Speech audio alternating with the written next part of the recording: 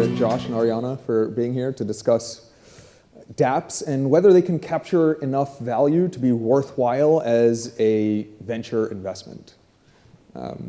So kind of open it up with a softball.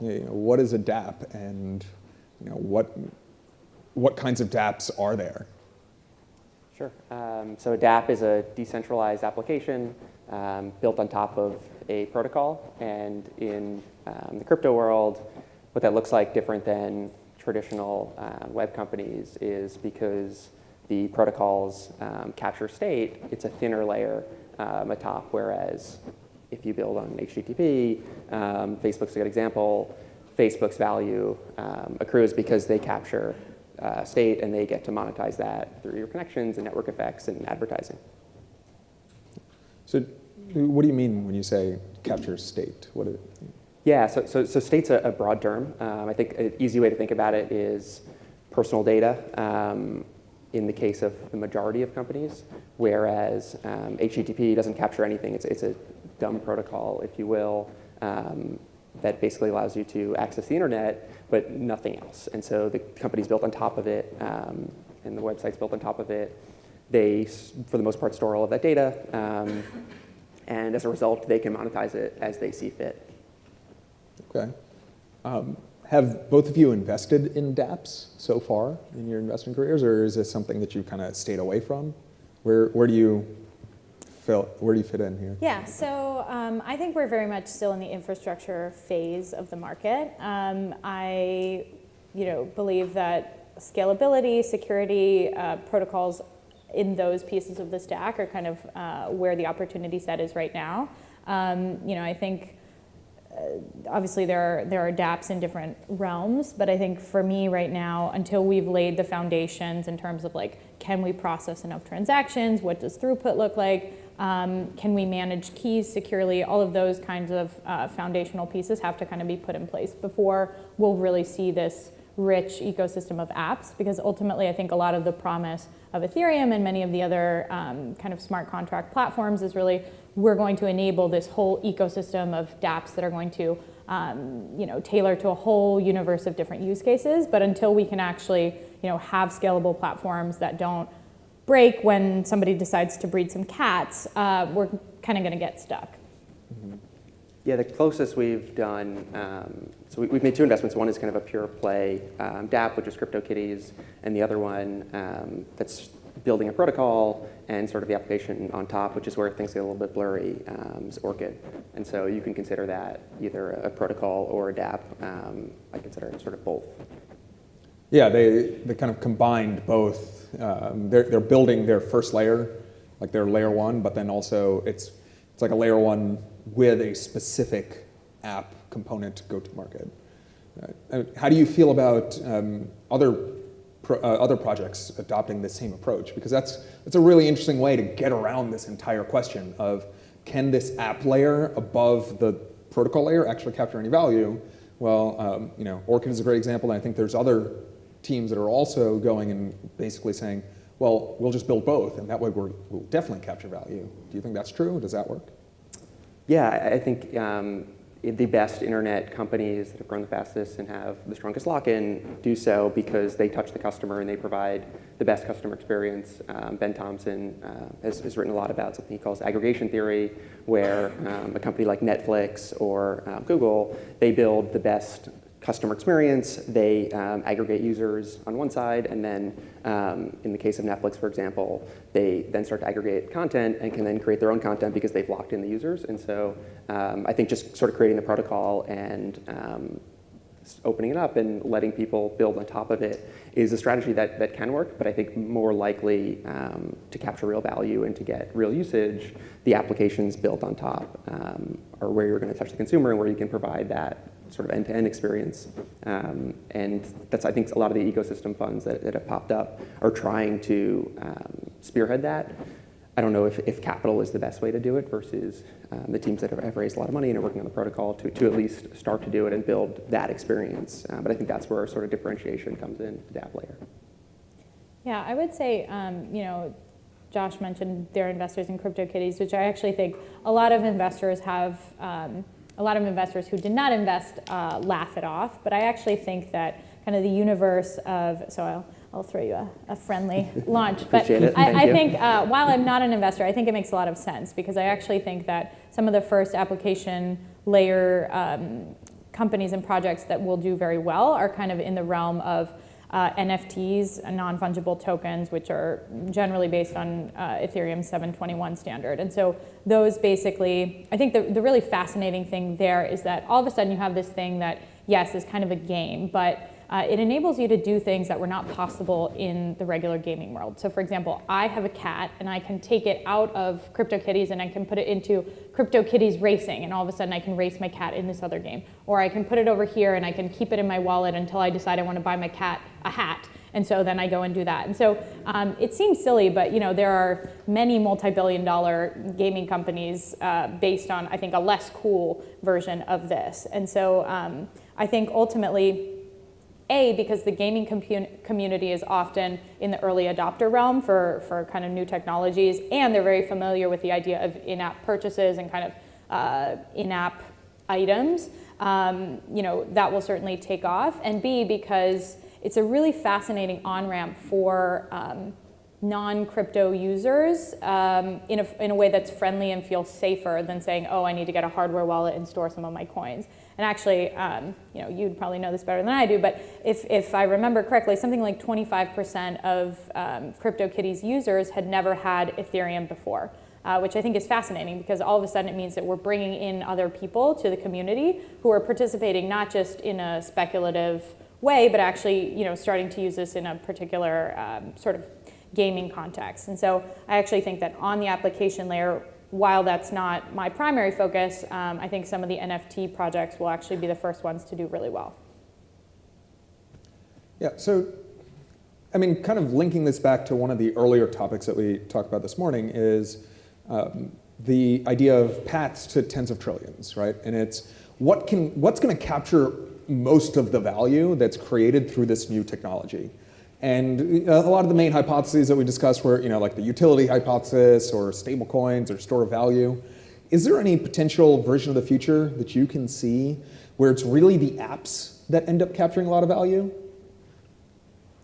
Well, I think that's a really big open question, and if we knew that, we'd all be retired already.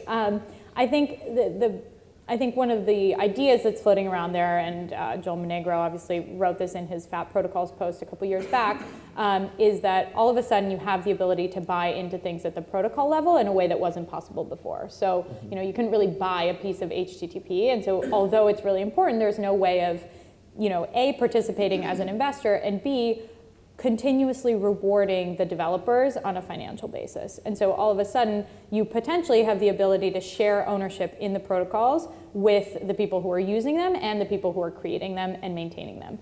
And so the idea there is that this could be a really interesting shift where all of a sudden the value is not captured only by the people at the highest level, the Googles and the Facebooks, but also by the lower level protocols.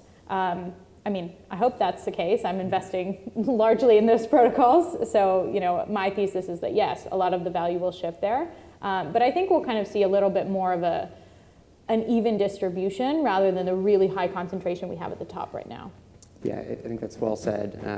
I don't fully buy into the Fat Protocol thesis completely. I think that's where the majority of the value will be captured, but not all of it. And I think in the short term, it is possible that some DApp catches on to sort of the mainstream, and that's where value is captured for a time being. I don't think long-term that's going to be the case. I think if you look at the iPhone as, which is not a protocol, but the best analogy I could think of, Apple has captured more value than just about any kind of mobile-first application, despite the fact that there are applications that have captured a lot of value as well. So, while I generally agree with you, I want to challenge you on this point. I think this is really the crux of the discussion, right? And one of the ideas that I think challenges that protocols capture value is kind of this network effect fallacy, where in a version of the future where we have interchain operability, or we have the ability to easily port applications across chains, so this way we can port like the code and we can port the state as well through this interchain interoperability, then that's one component, and the other component is you mentioned Ben Thompson's aggregation theory, where really the super simplified summary version of this is whoever owns the relationship with the end user, the customer, actually ends up aggregating all the power because you commoditize the suppliers. So what if that combination of things comes true, and so you see a dApp that like, oh, I really want to use Augur or something like that is really a dApp, it's not its own protocol. And it lives across multiple chains because sometimes people might want to interact with Augur on the Ethereum chain because they value the decentralization there, and some people might want really high throughput trading of Augur tokens on EOS or some potential hypothetical future. Does that actually end up making the protocols capture less value than would otherwise be the case? Well, I think to the point of owning the end relationship with the customer, you have to consider that actually where we are now, I think the relationship that matters is that with the developer, because the customers can't interact with anything until the developer builds it. And so right now, consumers are largely irrelevant, frankly, because they're not using any of these systems. And so I think it's perhaps, at least at this point in time, a better question to say, okay, well, which protocols are the ones that are best able to attract and maintain developer interest? And so those, I think, will be the ones that win. And so to the point of interchain operability, yeah, I mean, I think a lot about that. I think I can see a future in which it is easier to switch between chains, but I think there are still other levels of friction that are not just technical, but also mental and psychological. And I think if we've seen anything in this market in the past 5 years, is that a lot of it is not driven necessarily by fundamentals, but it's driven by emotion and how people perceive certain projects. And so if you're able to, I think, for example, I think one of the reasons Ethereum has done so well is that it's got this incredible community of really committed developers, and they don't really care if they could build their application somewhere else. Like, they believe in this project, and so they're going to build there. And so, yes, eventually, perhaps we'll see more switching between different chains and things like that. But for the foreseeable future, I think people are really committed to kind of the project that they've chosen. And I do think that the network effects are real, because you kind of get this momentum that's like, oh, what are you building on? What are you building on? And so, some of it's technical, but a lot of it's also just community driven. Yeah, I think if you look throughout history, there have been sort of wars of technology standards, and oftentimes the technology that won out became a standard but wasn't the superior technology. And it can be the slightest things that happen that sort of lead to that. And I think the other piece that's worth mentioning is, even with interoperability, using an application across various chains probably isn't the best experience for the user, especially if you need various different currencies or tokens in order to be able to interact with it. And so for the application developers that build superior experiences, the best way of going about that may not be to have an application that is interoperable across chains. I think the other piece that's sort of worth mentioning there is, for developers, there is now in universities building on Ethereum, it's become a standard. And so that momentum is not really tangible, and I don't know if I'd call it network effects, it's more sort of brand, but it is difficult to overcome. As we see a convergence of, like the virtual machine layer amongst different protocols, does that kind of reduce that network effect that you mentioned, though? To an extent. I think, just like the way that people who buy Bitcoin buy it because of the brand, they haven't looked at all these other cryptocurrencies, that sort of standard becomes a thing, despite the fact that it's sort of commoditized at the EVM layer. I think looking at applications built on, and I'm sorry to keep using this analogy, but the iPhone versus Android, people who build on iOS or used to building on iOS, even though the development processes have become somewhat standardized. Got it. Okay. So I'd like you to do a thought experiment with me here, and why don't we look at the FAT protocols thesis, and let's go, and people like to make this analogy pretty frequently about Google and HTTP, right, or TCP/IP and Facebook, and well, obviously in the world that does exist, we saw a lot of that value get captured at the very top part of the stack, and it's really the Facebooks and the Googles that actually ended up getting most of the value there. Let's say we did have the ability to own a piece of HTTP. Do you think that Google would be less valuable today? Or does it just create in aggregate more wealth? Like, what would the effects be if we went back in time and actually tokenized ownership of TCP/IP? You're assuming that it doesn't store state? You're assuming that it doesn't store state. It's still the same protocol? It's just same protocol, except you can somehow have ownership of it, right? Right. So I'm basically trying to take the fat protocols hypothesis and apply it to what we've already seen, and then see how that affects app value and see if that is a good proxy to try and understand, will dApps capture value in the future? It's a thought experiment. It's somewhat convoluted. But. Well, I mean, as I said, I think presumably what we're going towards is a more even distribution of that rather than super concentrated at the top or even super concentrated at the bottom, which we haven't seen. So yeah, I think Google would probably be slightly less insanely huge if that were the case, which in some ways is probably a good thing. You could argue that either way, I think, but I think so. I think, well, you answer that and then I have another thing to add. Yeah, I was just going to say that I think initially a lot of the value may have been captured by buying into HTTP, but I still think that most people and the layperson who buys into Google buys into the fact that they've aggregated users, they've aggregated data, they continue to grow revenue and have the resources to do that. But a lot of their products that people are familiar with, they may not be familiar with the protocols that underlie them. So Gmail is a good example, whereas a lot of people use Gmail, they may not know or understand SMTP. And so as a protocol, that may be powering that, but they've been able to capture value in a way that you wouldn't be able to do if it was a sort of blockchain protocol that was storing your data or state. I think one concern that I have that's related is around, well, I think the whole world obviously operates on incentives. And so if you have strong incentives for people to, let's say fat protocols is real, how do you actually keep people improving those protocols even still when their alternative option is to create their own protocol? And I mean, we see this happening. It's like, how many forks of Zcash can we have? Like, I can't even, and they're all garbage, right? So, well, I mean, I think. But, so I think what happens is if developers are not incentivized to continue contributing to the existing protocols, yes, to some degree you can reward them with tokens, but I think right now the incentives are still such that it's a much more lucrative thing to do to launch your own protocol. And I can launch Arianna protocol and raise $50 million this week, which is absurd. But if that continues, like, how do we actually align incentives so we don't have this kind of tragedy of the commons where, I mean, if you consider the number of developers who are working on the core protocols, it's actually really alarming compared to all the people who are launching new coins. And so, I think a lot about how do we actually get people to build into those core protocols rather than just launching a new one.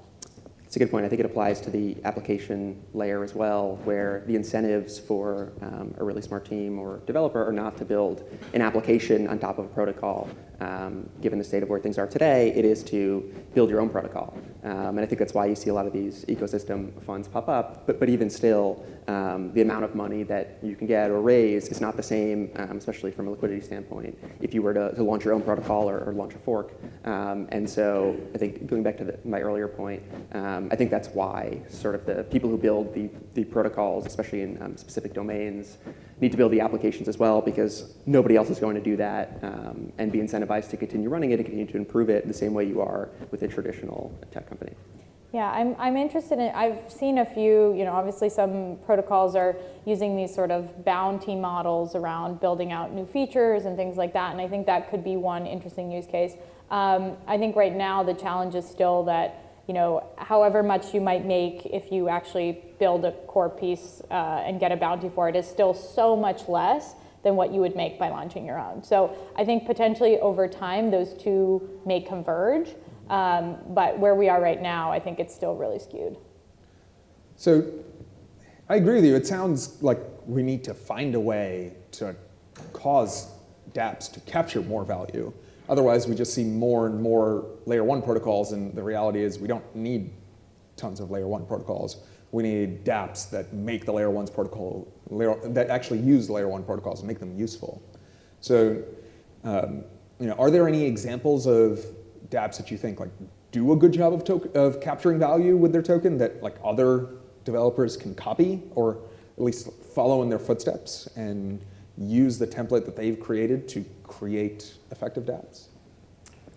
Yeah, I think a lot of the projects I've seen that have gone after this model have not launched yet, but I think the idea of launching, and this doesn't apply to everything, but launching some kind of security token where fees that are paid are then paid out to holders, and that enables the developers to capture value as well as raise capital initially, because you do have a bootstrapping problem with a lot of these dApps that they can't get any money to build out a team and build like a really engaging experience where it takes more than one or two people. And so Wait, I'm projects excited. having a hard time raising money? What? So dApps, right, not protocols. Yeah. I'm kidding. And so I think that's a big problem, right? Because you have protocols that can raise, tens to hundreds of millions of dollars, and for a dApp to even raise enough money to have the security of leaving your job and hiring a couple people is much more difficult. Yeah, I think that the challenge though is that like the dApps don't work unless the protocols under them work. And I think right now, in terms of protocols that actually work with any sort of meaningful ability to scale, we have almost nothing. And so I think that's why some of these projects are having a hard time. So I think there's that. There's like the technical underpinnings just aren't there yet.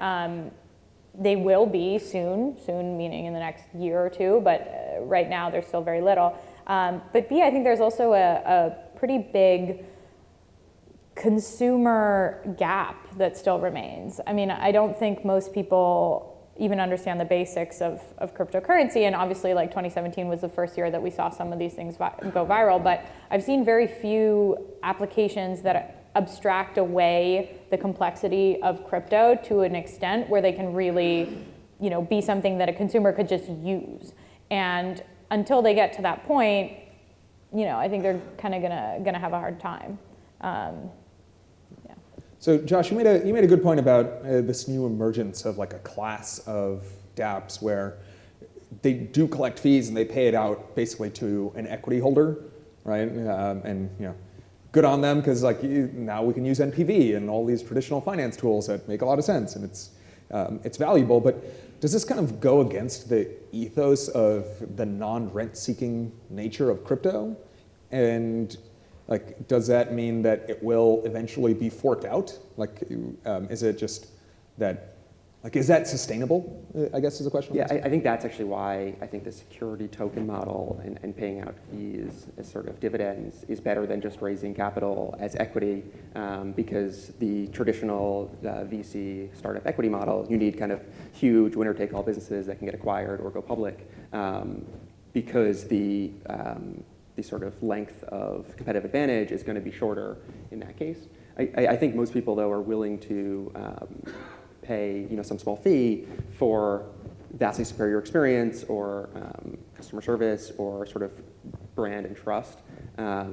One fact that I learned recently that was interesting was something like over 80% of Airbnb's supply exists on other home sharing platforms, and there are aggregators out there, but most people use Airbnb, and it's by far the largest of them all. And a big reason is brand and trust, and so that's where users go, and that's where the mind share is. And so I think that will still apply. I think in the short term, while there's still not a massive user base, and to Arianna's point, the experience is terrible, you won't see that happen. And so as a result, the incentives really aren't to go and fork it away and build your application with less fees. But longer term, I think that will apply in a lot of cases.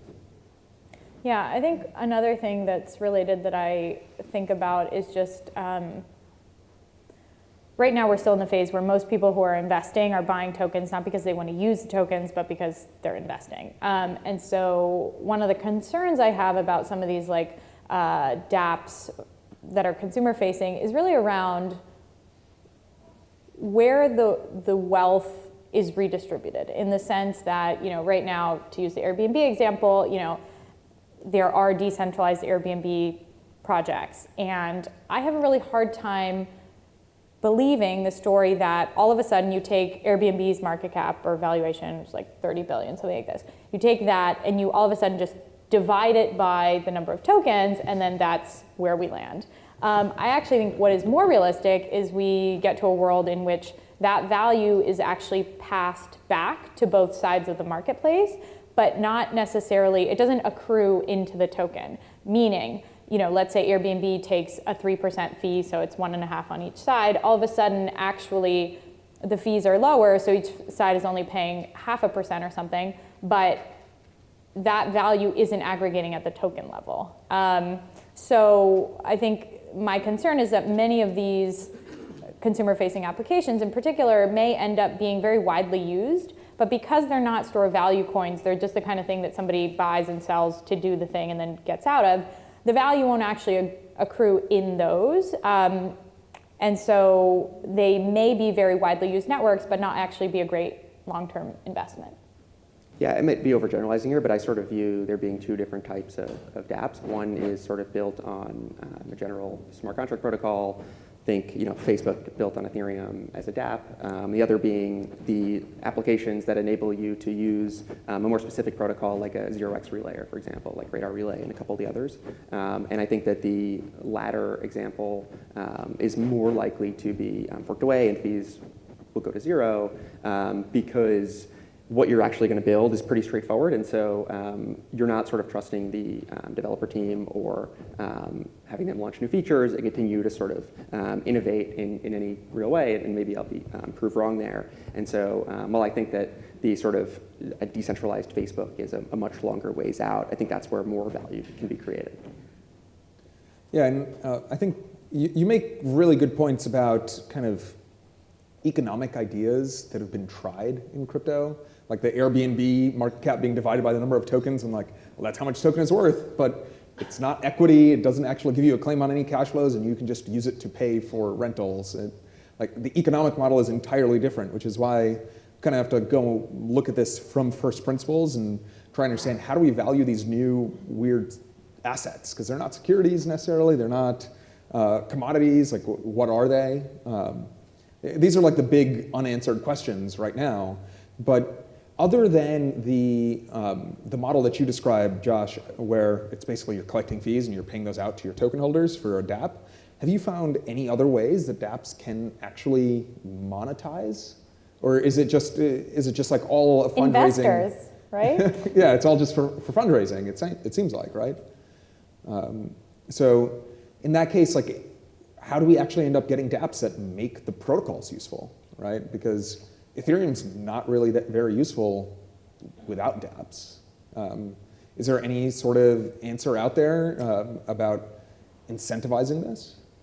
Yeah, I think a lot of the reason, which somebody brought up earlier today, is it's a much more difficult experience to develop a dApp on Ethereum than to build a traditional centralized application. The tooling's not there. To Arianna's point, these things don't scale, the experience is terrible. And so when you get to that point and you sort of lower the barriers to entry, you may see more experimentation. But in terms of sort of business models, I don't see, for the most part, it differing too much from traditional business models. I think kind of coming up with something out of thin air because it works for protocols and as incentives doesn't work in the same way. I've seen a lot of dApps that try and have this sort of token model, allow people to earn the token if they contribute. But a lot of these use cases are things that people are doing anyways. There's a book that an economist wrote called The Moral Economy, where he did these studies about what happens when you introduce incentives to things that people already do for whatever reason, either they feel obligated or out of the goodness of their heart. And one example was there was a synagogue in Israel that they had a preschool and parents were bringing their kids late almost every day. And so one of the experiments he ran was basically the parents that brought their kids late would have to pay some amount of money. And what they found was when they introduced that, more people were late than before because they felt like they didn't feel as guilty showing up late. And so they said, oh, I'll just pay, it's not a big deal. And so I think that applies to a lot of the dApps that sort of allow creators to earn to do certain things that they're doing anyways. And that's not to say that there's not ways to innovate on that haven't been done before or are being done, but it's not at scale yet. But I think that applies to the vast majority where you're sort of taking the previous medium and what worked and try to make it decentralized. And with any sort of technology platform shift, That's been the case. If anybody remembers sort of the early iOS App Store, it was all basically shortcuts to websites, like desktop shortcuts. Anything else, or we can go to audience questions. Any questions from the audience? Yeah, so you said earlier that, sorry. Well, he's going to bring you the mic just so that we can get it all recorded. You said earlier that, is it on? Yeah, that kind of having these dApps charge users is kind of not the core kind of DNA of what this was meant to be. And I almost feel like coming even to the point, Arianna, you made about, well, yeah, the money is coming from investors, right? I mean, Well, I was kidding, but no, but it's true, right? There's a lot of that in this space, and that's okay. Like, if you map back to the evolution of, like, in this pre-decentralized revolution, even go back to Facebook, that was the model till they got to critical mass. Business models evolved around that, and then they created one of the more profitable companies. What's wrong with that being the case? Yeah, I agree with you. I think that there's a belief from a lot of people in the crypto space that people are willing to pay and compensate people for things that otherwise are monetized via personal data or advertising. One common suggestion that I've heard a lot is that Twitter basically charge power users, and you don't see any ads, and you get a better experience, and you can use TweetDeck or any other things built on top of it. They've since shut down, but I think you would see a much smaller company if they were charging users, because most people are not willing to pay for those things, but they will when the value exceeds what they feel like they're paying, and I think a lot of that comes from what the kind of preconception was. Spotify being a good example, where previously you paid $1 a song on iTunes, and that was a great deal because before you had to buy the whole album. And Spotify, I think it's $10 a month. You get all the songs in the world. But that has to apply for a business model to work where people are actually willing to pay for it versus just introducing it as a way to incentivize development or to build a company. yeah, I think generally speaking, at this point, consumers are really spoiled and not used to paying, especially for software. And so I think this notion that all of a sudden you can start doing that and have people all of a sudden pay. I mean, I even see this. I've looked at a number of companies that are basically, providing key management solutions for crypto, and they come to me and they're like, I used to work at BitGo, and we explored a consumer product for a while, and they still have that, but it's just kind of there. It's not a focus. They're enterprise focused, and the companies come to me and they're like, yes, well, if you're storing $1 million worth of crypto, it totally makes sense to pay $15 a month, $20, whatever it is, a month to store it. And I'm like, it makes sense, but people don't do it. And so I think there's this big gap between like what is rational and what is actual consumer behavior. And so I'm really skeptical, to Josh's point, that all of a sudden, just because it's crypto, everyone's going to be willing to say, oh no, but we want it to be decentralized, so we'll pay. I just don't buy that. Right. And I guess my point, so that's one thing. I guess my point wasn't the obvious direct revenue to charge the customer for using your product, much in the way that Facebook did. They didn't charge the customer for using the product, and yet over time, because of usage and because of avenues of business models, were able to create a massive revenue model. And it could well be that the dApps of today head down that route, and the reason that the funding matters right now is it allows them to buy that time as well as see what happens with the market and acquire users to be able to find those revenue models. And it wouldn't be vastly different from the world we've known well. Yeah, I actually think that longer term, advertising is going to be a big business model for dApps, except that the user can decide to opt in or not, or what data they want to share and what they don't want to share, and they actually get to sort of keep it and own it, and it's not stored on company servers.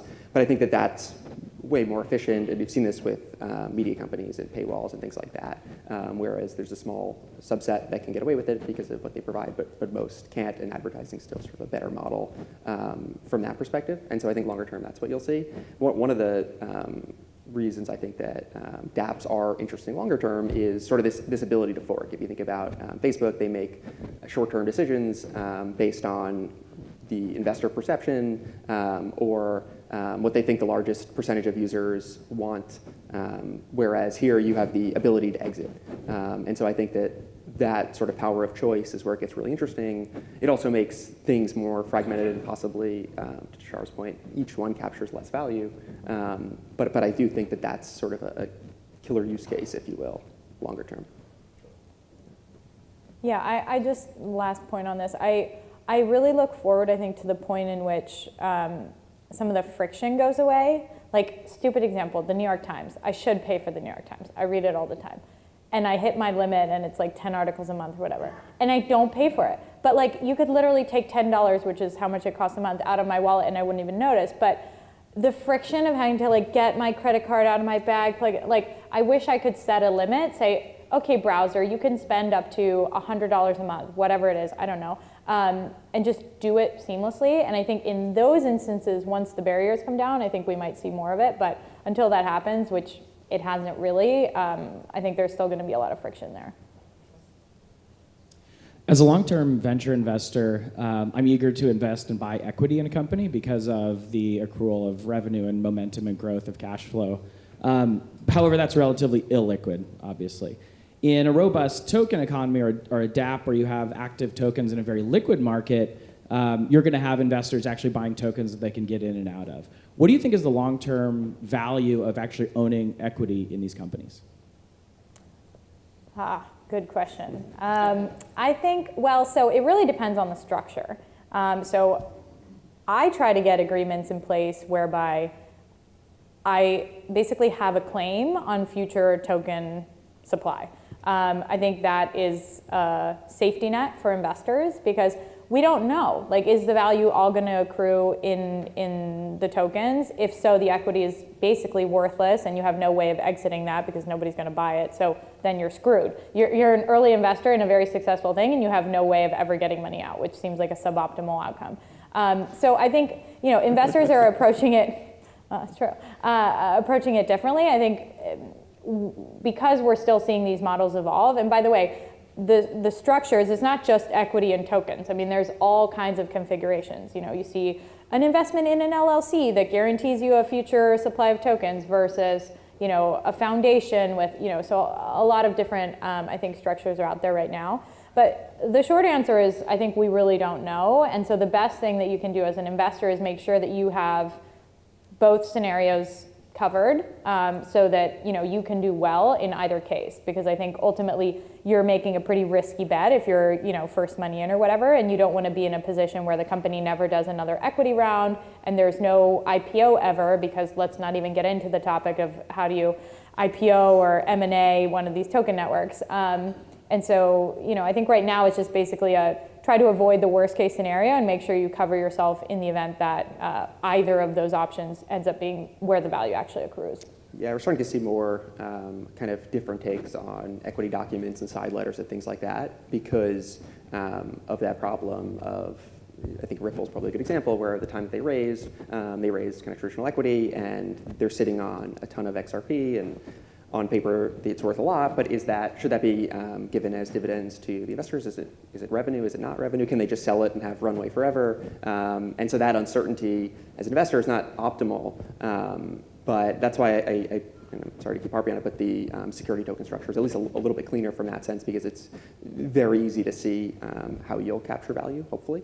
But I think we'll see smart lawyers and investors and whatnot come up with different ways of structuring it so that you can invest in equity and have a piece in whatever the company comes up with, because when you're experimenting and things are at the early stages, they do change a lot and companies pivot and they find product market fit and they continue to tweak, and so it may not look like what it did when you initially invested. Yeah, I think that's a really interesting trade-off there. It's with tokens, like there's this huge, I think, ideological barrier to diluting your token supply, right? If you have a fixed token supply, like you have a fixed token supply, I haven't seen anyone like say, well, actually we ran out, like we need more. So if you're buying a SAFT for a fixed number of tokens, like you are not likely to be diluted. But also, if you buy equity, then you get to buy a piece of whatever that team might come up with that maybe wasn't those tokens. So this is actually a really hairy issue in the industry, in my opinion, right now, where companies don't know exactly how to raise, and some of them are going for the equity route just because it's safer from the SEC's perspective. There's very established safe harbors for raising venture capital for equity, but the token model makes more sense for them.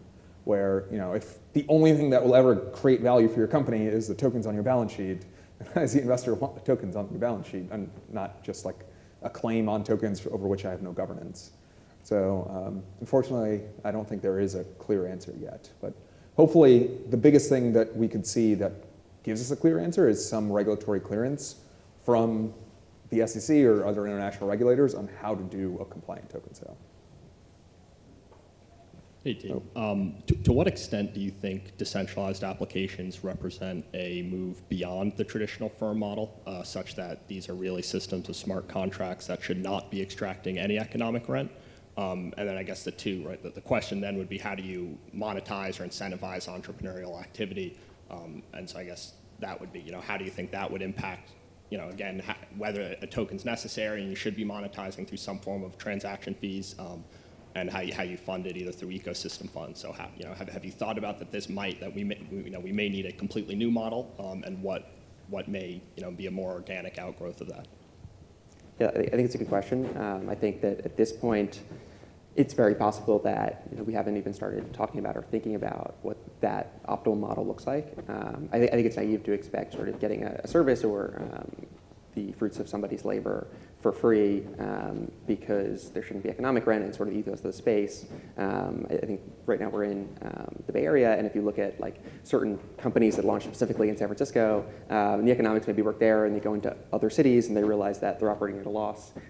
It's not like they continue to provide XYZ service at a loss, and maybe for a time being, or they can still raise private capital, but in a similar vein, if you're creating value and there is work that goes into it and it's not fully autonomous at any point, it's just tough to see how you'll get superior dApps or experiences or experimentation even.